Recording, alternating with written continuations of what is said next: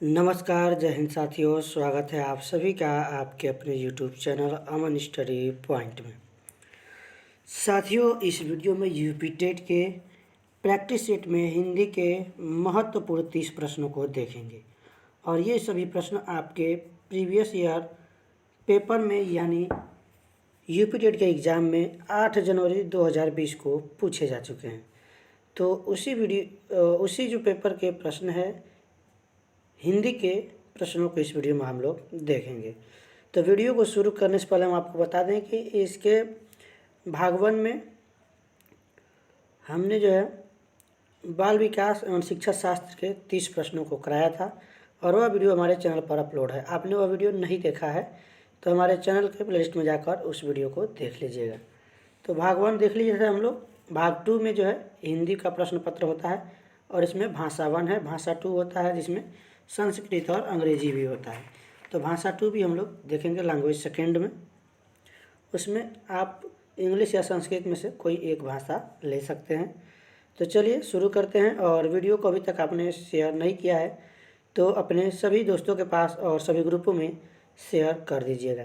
तो पहला प्रश्न है आपके स्क्रीन पर, निम्नलिखित में से कौन सा शब्द तद्भव है? ऑप्शन है खेत, प्रभु, नाथ, त्रिकुटी। आप लोग अपना खुद से इसमें गेस करेंगे कौन सा ऑप्शन सही है और देखेंगे कि आपका कितना सही हो रहा है। और वीडियो के लास्ट में आप लोग कमेंट करके जरूर बताएंगे कि 30 में से आपका क्या स्कोर रहा है।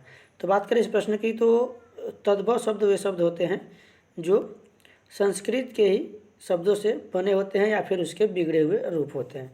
तो खेत जो है यहाँ पर तद्भव हो जाएगा, ऑप्शन ऐसा ही हो जाएगा। बाकी जो नाथ, प्रभु, त्रिकुटी है ये तत्सम शब्द है। तत्सम शब्द संस्कृत के ही शब्द होते हैं जो कि शुद्ध रूप से होते हैं। अगला प्रश्न है, निम्नलिखित में से कौन सा शब्द देशज है? लाश, औरत, पतलून या फिर धड़ाम। तो खटपट, झटपट, धड़ाम ये सभी जो है देशज शब्द है, बाकी यहाँ पर जो है ये विदेशज शब्द है। तो यहाँ पर हमारा आंसर हो जाएगा राइट डी। अगला प्रश्न देखेंगे, छछूंदर के सिर पर चमेली का तेल का अर्थ है? मिथ्या, आडंबर, अधिक पाने की लालच करना, योग्य व्यक्ति को अच्छी चीज़ देना या फिर अयोग्य व्यक्ति को अच्छी चीज़ देना। तो छछूंदर के सिर पर चमेली यानी इससे स्पष्ट हो रहा है कि इस मुहावरे का जो अर्थ होगा अयोग्य व्यक्ति को अच्छी चीज़ देना, यानी ऑप्शन डी यहाँ पर सही हो जाएगा। तो साथियों, आपको हम बता दें कि आपको हमारे चैनल पर बिल्कुल फ्री में पूरे प्रैक्टिस सेट मिलेंगे और इसमें हम आपको प्रीवियस ईयर के प्रश्न भी कराएंगे और कुछ एक्स्ट्रा आपको और भी प्रैक्टिस सेट कराएंगे। तो बने रहिएगा हमारे चैनल के साथ। जो लोग पहली बार हमारे चैनल पे आए होंगे वो हमारे चैनल के साथ जुड़ सकते हैं इसी तरह के प्रैक्टिस सेट देखने के लिए। अगला प्रश्न है, ऋग्वेद का संधि विच्छेद होगा? ऑप्शन है आपके स्क्रीन पर ए, बी और सी, डी देख सकते हैं। तो यह जो है व्यंजन संधि का उदाहरण है ऋग्वेद। तो यहाँ पर जो प्रथम वर्ण होता है किसी भी वर्ण का वह इसमें अपने ही वर्ण के तीसरे वर्ण में परिवर्तित हो जाता है, यानी जो क है वो अपने वर्ण क, ख, ग, तीसरा जो वर्ण होता है ग उसमें परिवर्तित होता है। तो ये ऋग्वेद बना है, ऑप्शन ए यहाँ पर सही हो जाएगा। अगला प्रश्न है, आप बीती शब्द में समास है? ऑप्शन है द्वंद्व समास, द्विगु समास, तत्पुरुष समास या फिर कर्मधारय समास। तो जो आप बीती शब्द है, समास 6 प्रकार के होते हैं जिसमें से यहाँ पर जो यह उदाहरण दिया गया है यह जो है तत्पुरुष समास का उदाहरण है। आप बीती में तत्पुरुष समास हो जाएगा, ऑप्शन सी यहाँ पर सही होगा। अगला प्रश्न देखेंगे, घोंसले में चिड़िया है में कौन सा कारक है? संबंध कारक, संप्रदान कारक, अधिकरण कारक या फिर अपदान कारक। तो कारक से प्रश्न सी टेट और टेट दोनों परीक्षाओं में पूछे जाते हैं और काफ़ी महत्वपूर्ण टॉपिक है ये। इसको आप लोग याद करेंगे स्टिक से, जैसे कि कर्ता ने कर्म को करण से, संप्रदान के लिए अपादान से, अधिकरण में संबंध का के की रारेरी। तो यहाँ पर अगर हम बात करें घोंसला, चिड़िया कहाँ है? घोंसले में है। तो में कर्ता ने कर्म को करण से, अधिकरण में पर। तो यहाँ पर जो हमारा ऑप्शन सही होगा सी यहाँ पर राइट आंसर हो जाएगा। अगला प्रश्न देखेंगे, यहाँ पर निम्नांकित गद्यांश को पढ़कर प्रश्न 37 और 38 के उत्तर देना है। तो चलिए एक बार आप लोग इसका स्क्रीनशॉट ले लिए और अच्छे से पढ़ लीजिएगा इसको और थोड़ा सा हम भी इसको पढ़ लेते हैं। गांधीवाद में राजनीतिक और आध्यात्मिक तत्वों का समन्वय मिलता है। यही इस वाद की विशेषता है। आज संसार में जितने भी वाद प्रचलित हैं वह प्रायः राजनीतिक क्षेत्र में सीमित हो चुके हैं। आत्मा से उनका संबंध विच्छेद होकर केवल बाह्य संसार तक उनका प्रयास रह गया है। मन की निर्मलता और ईश्वर निष्ठा से आत्मा को शुद्ध करना गांधीवाद की प्रथम आवश्यकता है। ऐसा करने से निस्वार्थ बुद्धि का विकास होता है और मनुष्य सच्चे अर्थों में जन सेवा के लिए तत्पर हो जाता है। गांधीवाद में सांप्रदायिकता के लिए कोई स्थान नहीं है। इसी समस्या को हल करने के लिए गांधी जी ने अपने जीवन का बलिदान कर दिया था। तो ये रहा गद्यांश और इसी के आधार पर इन दोनों प्रश्नों का उत्तर देना है। उपयुक्त गद्यांश के आधार पर बताइए कि संसार के सारे वाद सीमित है सांप्रदायिकता तक, आत्मा तक, धर्म तक या फिर राजनीतिक क्षेत्र तक। तो हमने अभी विकल्प में पढ़ा, यहाँ पर जो ऑप्शन हमारा दिया है गद्यांश, इसमें राजनीतिक क्षेत्र में सीमित हो चुके हैं। तो यहाँ पर जो ऑप्शन हमारा सही होगा डी, राजनीतिक क्षेत्र तक ही क्या हो गए हैं, संसार के सारे वादे सीमित है। ऑप्शन डी यहाँ पर सही होगा। और अगला प्रश्न देखेंगे, उपयुक्त गद्यांश में गांधीवाद का आधार किसे बताया गया है? जन सेवा और अध्यात्म को, ईश्वर निष्ठा और मन की निर्मलता को, राजनीतिक अध्यात्म और सांप्रदायिकता को या फिर राजनीतिक और अध्यात्म तत्व को। तो यहाँ पर जो है गांधीवाद का आधार राजनीतिक और आध्यात्मिक तत्व दोनों को बताया गया है, इसलिए राइट आंसर यहाँ पर जो जाएगा ऑप्शन डी के साथ जाएगा। क्योंकि इस विकल्प में इसमें जो है आत्मा को शुद्ध करना, यहाँ अध्यात्म की बात की गई है। गांधीवाद में राजनीतिक और अध्यात्म तत्वों का समन्वय मिलता है।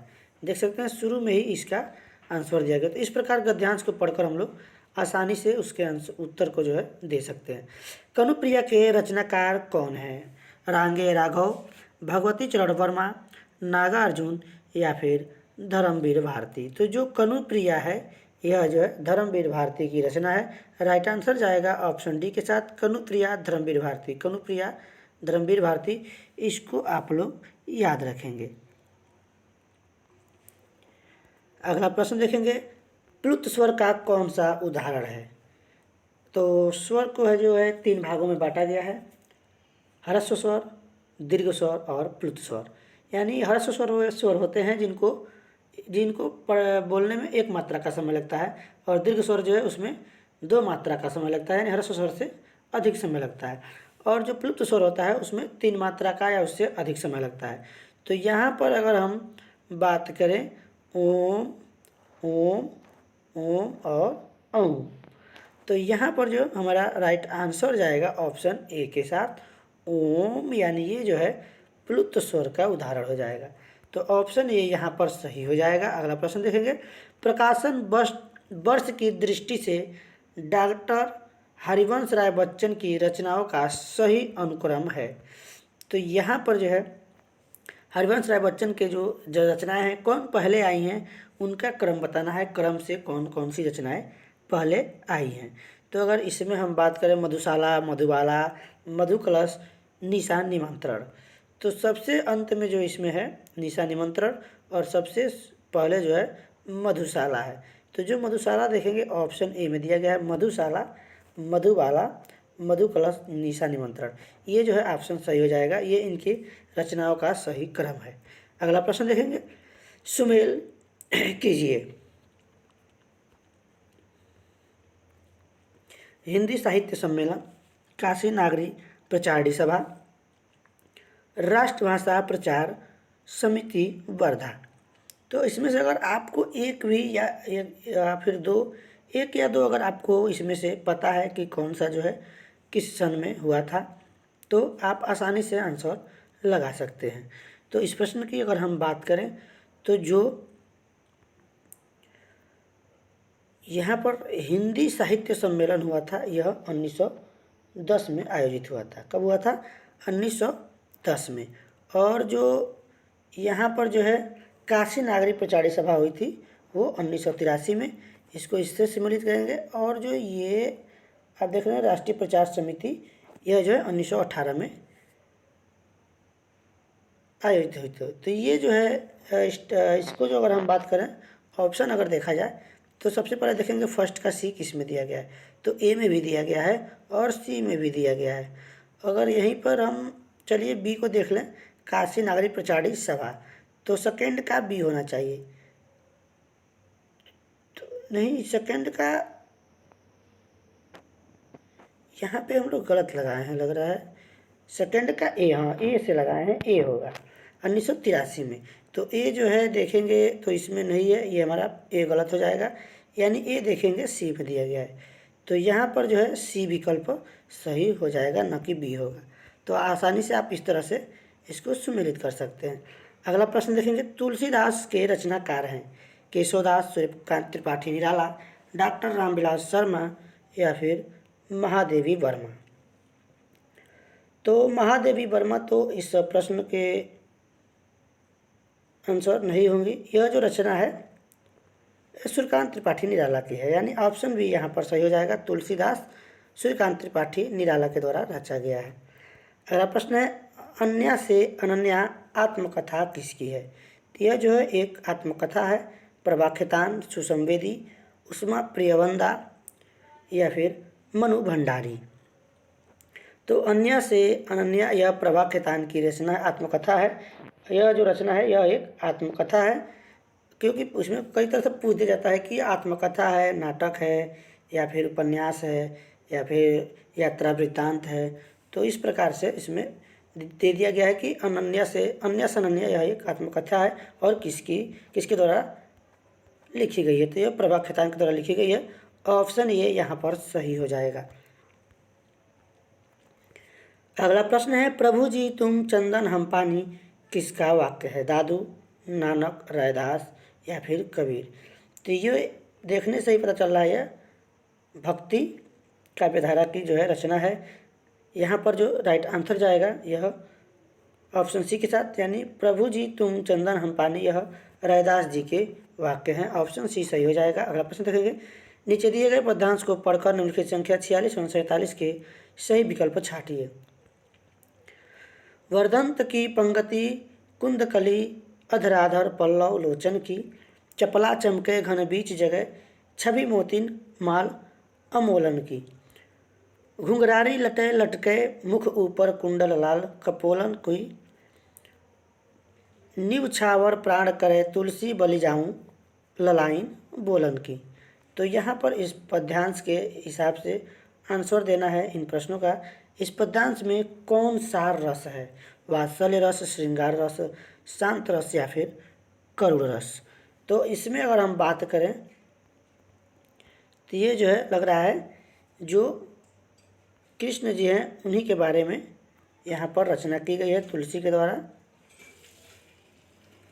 या फिर लग रहा है ये श्री रामचंद्र के बारे में जो है रचना की गई है। तो यह जो है यहाँ पर एक तरह से वात्सल्य रस बलि जाऊ ललाइन बोलन की। तो यहाँ पर एक तरह से वात्सल्य रस है। यहाँ पर जो राइट आंसर जाएगा हमारा ए के साथ जाएगा। अगला प्रश्न है, उपयुक्त पद किस कवि का है। सूरदास, तुलसीदास, कबीरदास या फिर जायसी का।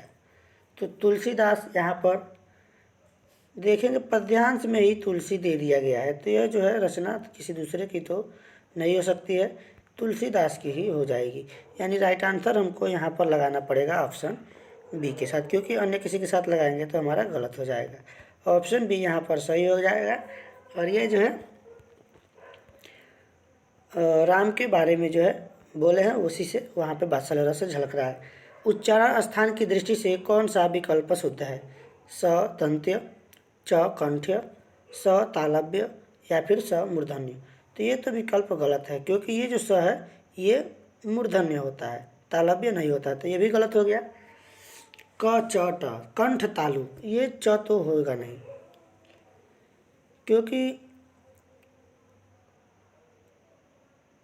कंठ में जो है क ख ग घ अंग, ये जो है प्रथम वर्ग के पांचों वर्ण आते हैं। तो अगर इस प्रश्न के आंसर की बात करें तो ये यहाँ पर सही हो जाएगा।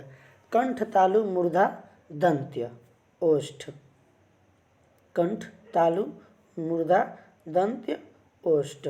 तो दंत्य जो होता है त थ द ध न, क च ट त प, क च ट त प। तो स जो है यहाँ पर दंत्य हो जाएगा और ये जो स है ये तालव्य स है, इसको हम लोग सकार स भी कहते हैं।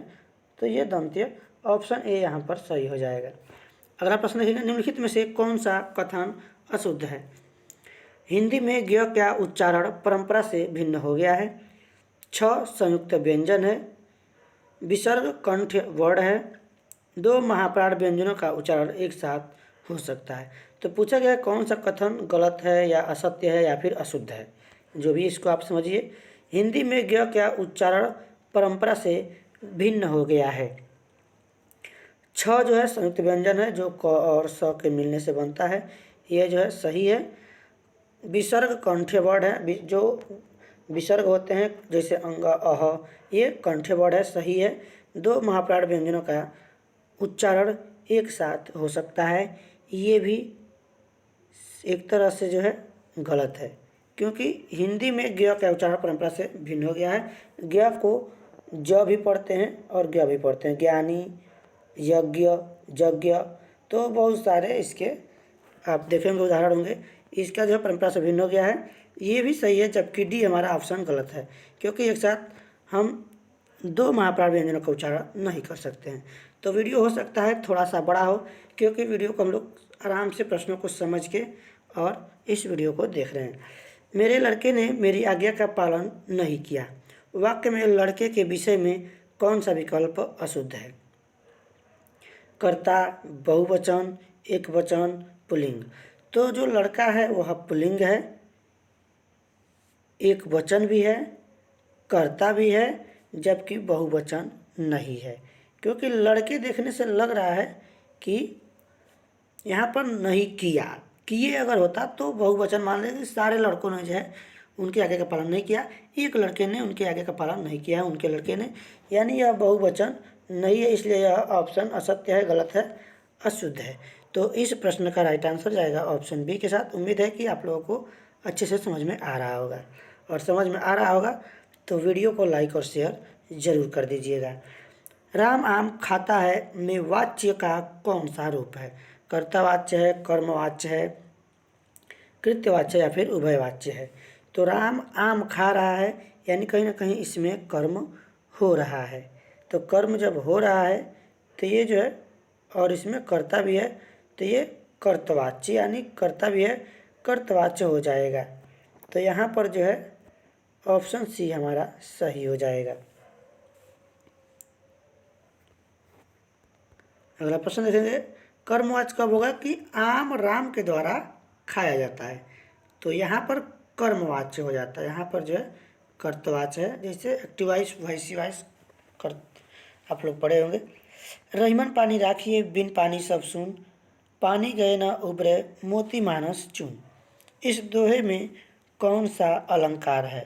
रूपक अलंकार, उत्प्रेक्षा अलंकार, श्लेष अलंकार या फिर उपमा अलंकार? अब जो ये उदाहरण दिया गया है इसमें पानी शब्द का प्रयोग देखेंगे बार बार हुआ है। रहीमन पानी राखिए बिन पानी सब सुन, यानी 3 बार इस पानी शब्द का प्रयोग किया गया है, और इनका जो है एक से अधिक बार प्रयोग हुआ है, और इसमें कहीं ना कहीं इसके अर्थ जो है अलग अलग है। देखेंगे आप, एक पानी का अर्थ होता है चूना, एक का अर्थ होता है सफ़ेदी, या फिर एक पानी का अर्थ होता है। इसमें तीनों का अलग अलग अर्थ दिया गया है। अगर इसमें बात करें अलंकार के रूपक, उत्प्रेक्षा या फिर श्लेष या फिर उपमा, तो ये रूपक होगा नहीं, उत्प्रेक्षा अलंकार भी नहीं होगा, उपमा भी नहीं की गई है, ये जो है श्लेष अलंकार की उदाहरण है, यानी ऑप्शन जाएगा जो यहाँ पर सी के साथ चला जाएगा। अगला प्रश्न, निम्नलिखित में से कौन सा शब्द शुद्ध है? शुद्ध शब्द यहाँ पर बताना है। आँख, अंक, चाँद, अंगना या फिर आँख। तो आँख में ऊपर चंद्र बिंदु होता है, चाँद में भी चंद्र बिंदु होता है, और अंक की अगर बात करें तो अंक इस प्रकार से केवल एक बिंदु होता है, जिसको हम अनुस्वार कहते हैं। तो अगर इसमें उचित विकल्प की बात करें तो जो है सबसे हमारा जो उचित विकल्प होगा अंगना, यह सही हो जाएगा, यानी ऑप्शन डी यहाँ पर सही हो जाएगा। चाँद में चंद्र बिंदु होगा, आँख में होगा, अंक में केवल ये बिंदु होगा जिसे अनुस्वार कहते हैं। तो अगला प्रश्न देखेंगे। उम्मीद है कि आप लोग को समझ में आ गया होगा। निम्न में से किस शब्द की वर्तनी सही है? समनिधि, सन्निधि, सन्निधि या फिर सन्निधि। तो चारों ऑप्शन आपके यहाँ पर दिख रहे होंगे। तो आप देखेंगे यहाँ पर सनिधि, सनिधि। बी और सी दोनों एक ही जैसे दिया गया है, तो बी और सी दोनों यहाँ पर सही है। आप कोई एक ऑप्शन लगाएंगे, ये दोनों गलत हैं। सन्निधि, समधन निधि, समधन निधि, इसका जो है संधि विच्छेद होगा, समधन निधि। ऑप्शन सी या बी दोनों सही है, दोनों क्योंकि एक ही जैसे हैं और दोनों सही है। उपचारात्मक शिक्षण की सफलता निर्भर करती है समय व अवधि पर, समस्याओं के कारणों की सही पहचान पर, उपचारात्मक शिक्षण की सामग्री पर, या फिर भाषिक नियमों के ज्ञान पर। तो काफ़ी अच्छा प्रश्न है और यह बाल विकास शिक्षा शास्त्र से प्रश्न है। तो यहाँ पर अगर हम बात करें, उपचारात्मक शिक्षण की सफलता किस पर निर्भर करती है? जब तक हम समस्या का सही पहचान नहीं करेंगे, उसके कारणों को नहीं जानेंगे, तब तक हम न तो उसकी सामग्री का चयन कर पाएंगे, न कि नियमों को कौन सा नियम लगाना है, किस नियम का प्रयोग करना है, कुछ नहीं जान पाएंगे। सबसे पहले कारणों को पता लगाना, यानी ऑप्शन बी इस विकल्प का राइट आंसर हो जाएगा। अगला प्रश्न है, प्रयोजन का समानार्थी शब्द नहीं है? हेतु, नियोजन, उद्देश्य या फिर लक्ष्य। तो प्रयोजन का जो समानार्थी शब्द है, यहाँ पर अगर बात करें, हेतु होता है, उद्देश्य भी होता है, लक्ष्य होता है, नियोजन नहीं होता है। राइट आंसर यहाँ पर जाएगा ऑप्शन बी के साथ। ऋजु का विलोम शब्द है? त्रिकोण, वक्र, सीधा या फिर सरल। तो ऋजु का जो इसका विलोम शब्द यानी उल्टा पूछा गया है, तो सीधा या सरल होगा। यहाँ पर देखेंगे, वक्र अर्थात गोलाकार, तो वक्र में तो गोलाकार होता है, या फिर इसको हम वक्राकार को भी कहते हैं। तो इस प्रश्न का जो राइट आंसर जाएगा ऑप्शन बी के साथ, यह जो है वक्र हो जाएगा, वक्र। क्योंकि अगर त्रिकोण ये भी सीधा सीधा होता है, और ये तो सीधा है ही, सरल वाला भी सीधा है। तो यहाँ पर हम राइट आंसर लगाएंगे ऑप्शन बी के साथ, यानी जो 57 का आंसर जाएगा ऑप्शन बी यहाँ पर सही हो जाएगा, वक्र। वक्र यानी वक्राकार या गोलाकार।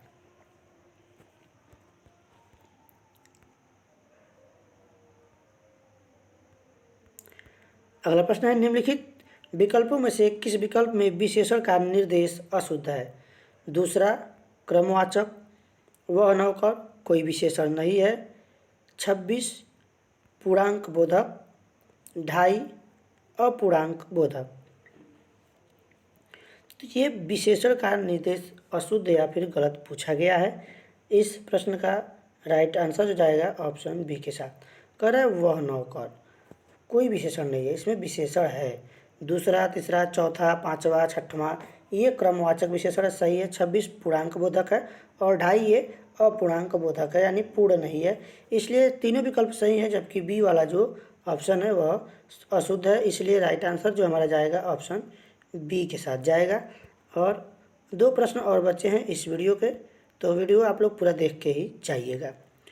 अगला प्रश्न है, आप भला तो जग भला वाक्य में सर्वनाम के किस भेद का बोध होता है? अनिश्चयवाचक सर्वनाम, प्रश्नवाचक सर्वनाम, संबंधवाचक सर्वनाम या फिर निजवाचक सर्वनाम। तो आप भला तो जग भला, यह निजी के लिए बात किया गया है, यानी कि आप भला तो जग भला, आप अगर भले हैं तो जग भी भला होगा, यानी कि यह निजी वाचक सर्वनाम का उदाहरण है आप। और यहाँ पर बाकी विकल्प गलत हो जाएंगे। तो ऑप्शन डी इसका सही हो जाएगा। और इस वीडियो का आखिरी प्रश्न है, निम्नलिखित में से कौन सा शब्द पुल्लिंग है? तो कढ़ी, सरसों, संतान या फिर चिल। तो यहाँ पर पुल्लिंग शब्द की बात की गई है, कढ़ी, यहाँ पर सरसों, चिल। ये सभी स्त्रीलिंग शब्द है, जबकि संतान जो है यह जो है ये पुल्लिंग शब्द है। ये ऑप्शन सी यहाँ पर सही हो जाएगा। और जो कढ़ी है और कढ़ी के बाद सरसों है, चील है, ये जो सभी भी हैं शब्द, यह एक वचन के रूप में, एक वचन में प्रयुक्त किए जाते हैं। तो साथियों, वीडियो यहीं पे समाप्त हुआ और जाते जाते आप सभी से कहना चाहेंगे कि अगर आप सभी को वीडियो पसंद आया हो तो वीडियो को लाइक और शेयर कर दीजिएगा, और हमारे चैनल पर पहली बार हैं तो चैनल को सब्सक्राइब कर लीजिएगा, क्योंकि आपको हमारे चैनल पर इसी तरह के वीडियो बिल्कुल फ्री में मिलते रहेंगे। तो आज की वीडियो में बस इतना ही। धन्यवाद। जय हिंद।